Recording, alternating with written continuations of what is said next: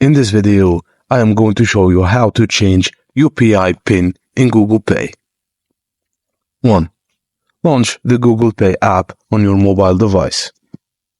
Tap on your profile picture located at the top right corner. Tap on the bank account option from the menu. Then select the bank account from which you want to change the UPI PIN.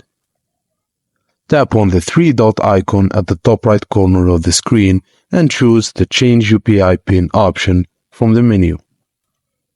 Enter your existing UPI PIN when prompted. Then enter your new UPI PIN in the designated field and confirm it by entering it again. Next, once you've entered the new UPI PIN and confirmed it, the UPI PIN will be successfully changed. You will receive a confirmation message indicating the successful change of the UPI PIN. And make sure to remember the new one for future transactions using Google Pay.